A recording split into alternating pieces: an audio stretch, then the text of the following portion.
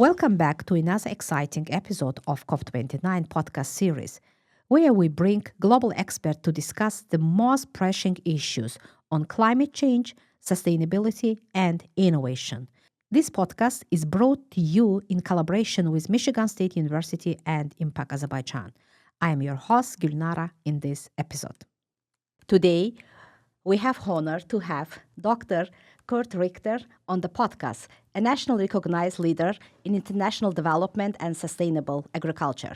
Dr. Richter is an associate professor in the Department of Community Sustainability and at Michigan State University, and serves as the deputy director of the Global Center for Food Systems Innovation. With over 25 years of experience in higher education and international development, Dr. Richter has managed over 100 million in USAID-funded projects, and he worked in the countries across Africa, Asia, and Latin America. His expertise spans sustainable farming, food security, capacity building, and international program development, all crucial topics in today's climate conversation. Dr. Richter, welcome to the podcast today. Thanks. I'm happy to be here.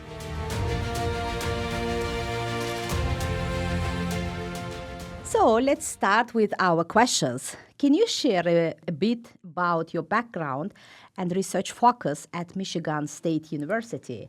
What inspired your interest in sustainable agriculture and its impact on global food systems? Yeah, it's great.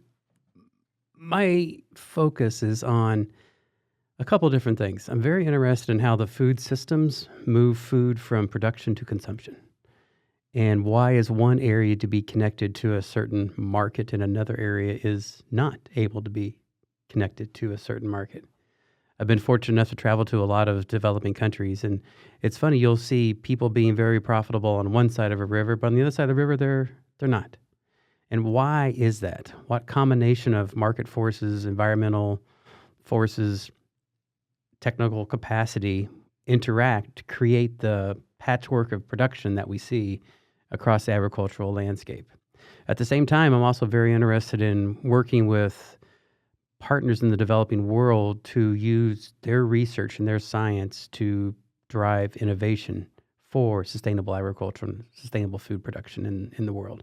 Historically, a lot of the economic development, a lot of the growth we've seen in yields have been science and seeds developed in places like Michigan State University and then adapted to places like Azerbaijan. Well, what if we started the innovation process in Azerbaijan and then brought in Michigan State expertise to take it the last bit to make it really, really work? And so I'm interested in tapping into local expertise and local science and helping them with our science and our expertise to make innovation, help innovation begin in developing countries and finish in developing countries with supports like Michigan State University along that path. Yes. How do conventional farming practices contribute to carbon emissions, and what are the biggest challenges in reducing them? Okay. That's a big question. I think that first off, we have to have enough food to feed the world. We have to. And right now, our current technology and combination of innovation means the most efficient way to produce calories via agriculture is in large monocropping systems. We can get a lot of energy per hectare with corn and soybean production in the United States and in places with highly developed agriculture around the world. So we have to be able to feed people. And I think one of the big issues is when sustainable agriculture is how do you adapt sustainable methods without losing the yields and caloric production needed to feed the world. There's currently a gap right there. And it's not just in the yield numbers, it's also in the connection to processing and logistics. It's harder and harder to move agricultural produce produced in small plots by small producers to large markets. We don't have that figured out yet. I was thinking about best eco-friendly farming methods. What do you think about it? How we can reduce carbon emissions and using these eco-farming methods? Yeah, the thing about eco-farming methods is, I love them. I think they're fantastic. But B, they tend to work in a very small geographical area.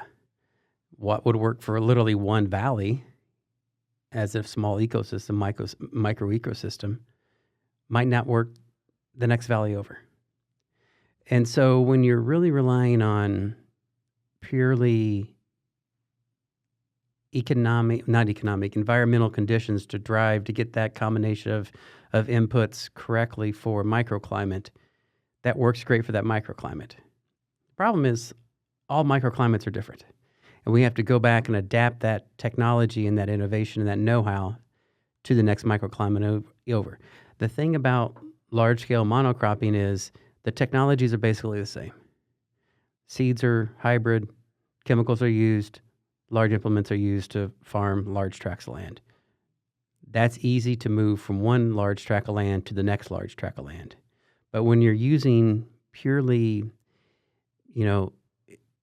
ecologically based farming practices to increase your production, the spatial scale of that innovation is limited to where those ecological conditions are matched to what is working in that one location. And that is harder to do. It takes more time, takes more money than large-scale monocropping.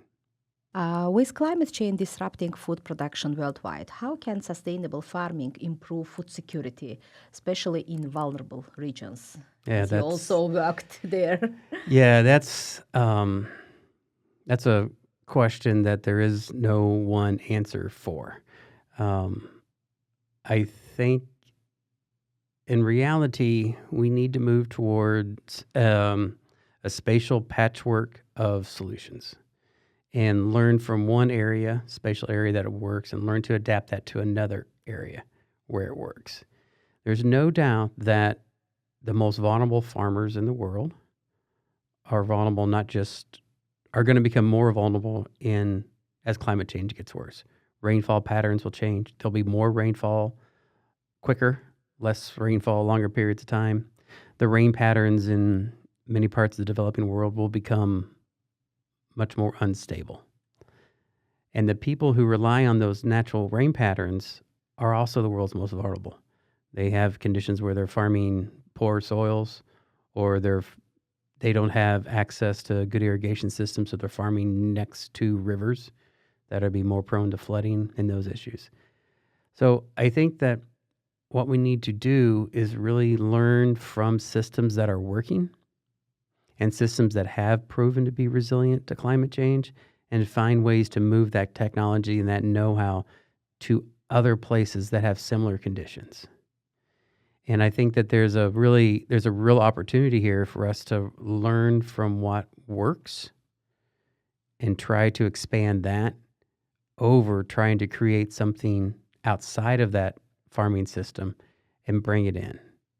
I think our technical transfer has to be more focused on technical transfer from an area of similar environmental conditions where it works to an area that has similar environment conditions where it's not working, and try to bridge that gap. Yes, it's true. What role do soil health and biodiversity play in building climate resilience agriculture systems? You can grow crops on poor soil, but it takes more inputs. I've seen crops grow, amazingly well in sand when they're pumping nutrients, via hydroponics. And there's some crops that grow really well in sand. Like there's some melons that grow amazingly well in sand and arid climates. But our staple food crops, corn, wheat, rice, millet to some extent does, but those crops don't grow well. Millet does a pretty good job. It's pretty drought resistant. But most of the commodities we use for calories, either for human calories or for animal calories, do not grow well in poor soils. And so I think that people who spend a lot of time trying to improve the quality of their soils will naturally have a better environment for the crops to grow. In fact, if I was in sustainable agriculture, if I was actually farming, That's probably what I would try to do most, improve the quality of my soils, and then make sure I had consistent access to water. You get those two things sorted for your farm, you're on your way. What do you think that like policy changes or incentive do you believe are necessary to encourage widespread adaptation of sustainable farming methods? Again, I think that's going to be really focused on policy changes only have reach based upon the jurisdiction or the ability for the policy to be enforced. There are lots of good policies written. We don't have a lot of good policy enforcement. So I think that people are quick to say, oh, we need a new policy. But I think we might want to take a step back and say, okay, what we might want to do is why are our current policies not working? And how would we rewrite the policies so they will work better? And So problem with implementation. problem with implementation, interpretation, exactly right. And a lot of the work that we do in our team is around understanding the agricultural food system. And one thing we approach it, and this deals with policy, is our team approaches this as thinking that food systems are not broken. They work exactly as designed by somebody who has the power to design and control the system. And if it's designed and controlled to do one thing, well, it can be adapted to design and control something else in a different way. And getting that to work out, it's not about, a science or a seed or even soil quality. It's about incentives and getting the right stakeholders around the table to understand the system needs to change and aligning the new system to a new set of incentives. So people often say systems are broken. I push back on it. They're not broken. They work just fine. How can technology and innovation such as AI support more sustainable agriculture practices? Yeah. I don't think we're there yet in terms of AI and sustainable agriculture because AI models have to learn. They're, like ChatGPT, that's a large language model. And so it takes a lot of, it scans text and word associates and that stuff. The problem is when you look at sustainable agriculture, it's more than just words on a page or a formula. There's an interaction of environmental conditions, human decisions, policy, markets that create what you see on the landscape. So you can't just show a computer a picture and say, this is a perfect sustainable agricultural system. That doesn't exist. And so what we'll have to do is develop some sort of new model where the complexity of what we see in agriculture is somehow fed into a system where all of that complexity can be understood more quickly by an AI system, and then compare and contrast against two different locations. And so, I think AI's computer processing, the way it looks at problems is amazing. But agriculture is so complex. We've unable at this time to fully computerize and capture that information to where it can be fed into an AI model. Now, there may be ways for AI models to quickly understand parts of that situation, which would be very helpful. But to actually really use AI to look at this is going to take some serious effort and research. So we are not ready yet. We're not ready yet. Much as I'd like to be, we're not there. If we are looking ahead, what gives you hope about the future of sustainable agriculture? And what can individuals do to support a more sustainable food systems after like COP29 in Baku? Yeah. Regardless of what's going on in the news, I do have hope. I have hope because people in the developing world are going to need to take more control of how economic growth occurs in their countries. And that's what we really need. We need people in the developing countries to understand that they need to take charge and have a say in what happens.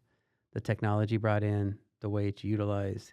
And we need to have development not come from the northern hemispheres to the southern hemisphere, but start in the places that have the problems and create solutions by people who are closest to the problems.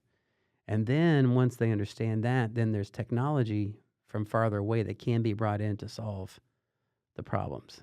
So I actually have a lot of hope.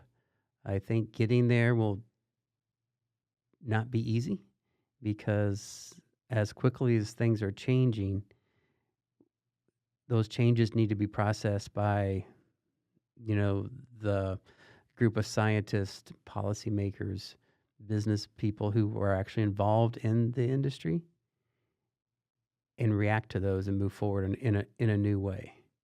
And so I think the more our solutions are based in specific countries, specific reasons, specific places, the more sustainable those are.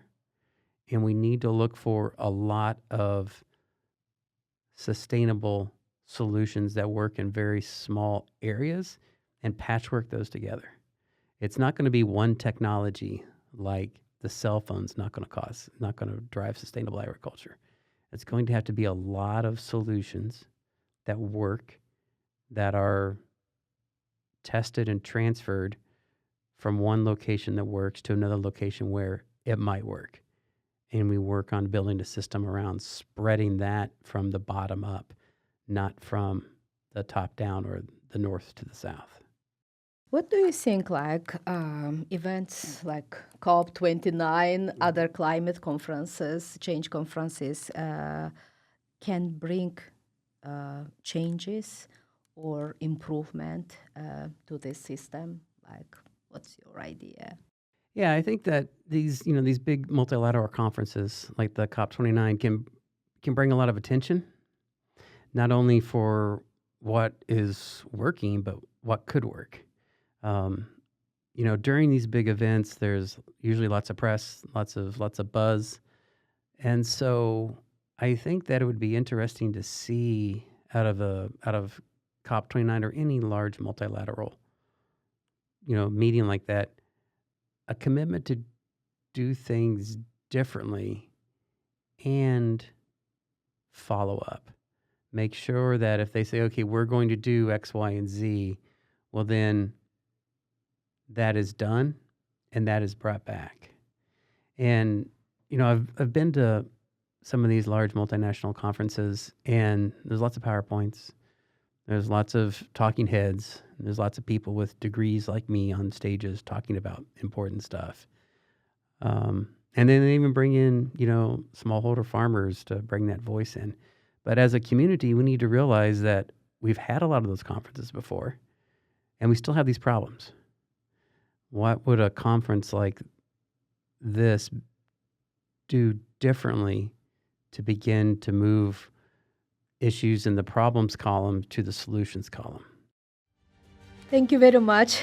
I'm glad today we had opportunity to discuss and with this topic in agriculture context, and I hope for best in future. Thank you for coming. Oh, I'm happy to be here. Thanks for taking time. Thank you.